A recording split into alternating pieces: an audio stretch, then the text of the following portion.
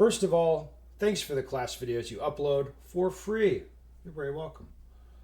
It's opened my mind to your style of training and shooting, but I have a question concerning dot movement when pressing the trigger. Okay, this should be good.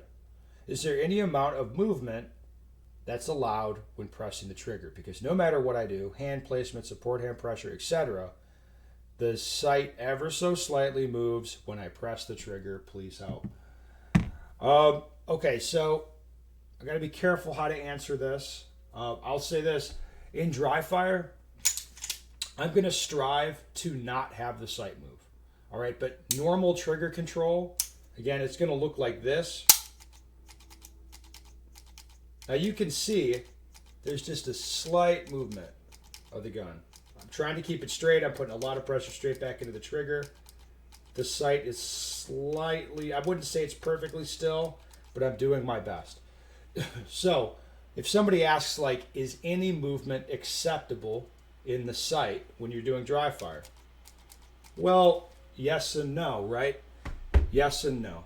In my heart, I'm trying to hold the gun as still as I can, right? I'm not liking any movement, any perceptible movement in the sight. I'm really trying to hold the gun rock solid, not move, right? However, realistically, I understand that I'm going to perceive a little something pretty much no matter how I do it, especially when I'm pulling the trigger as aggressively as I'm pulling it. Right, so both those things are reality, right? But the idea is, like, you can move the gun so long as you don't push it out of the aiming area where you want the bullet to go. You can do that. But people have a hard time figuring out how much movement is acceptable. That's why you have to be careful with questions like this and with doing the dry fire yourself. In dry training, it's so easy for people to be like, oh, the sight's blipping a little bit. You know, at 5 yards, I can move the gun like this, and the sight will stay in the A zone. It will. However, do I want to train myself to pull the trigger like that? Because it'll be difficult to not do that when I'm at like 10 yards.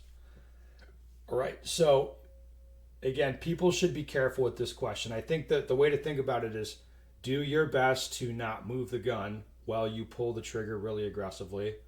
Understand, as long as the sight doesn't leave the intended aiming area at whatever distance and difficulty you're dealing with, you're going to be okay. But I think you want to be far better than just okay in a dry fire setting, right? So in dry fire, it's easier to hold the gun still, obviously. Add in live ammo, add in some pressure. Now I expect my skills to degrade.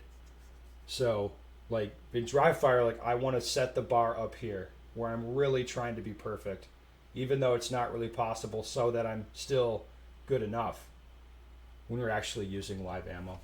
At least that's how I think about it. Take your questions, comments. You can put them down below.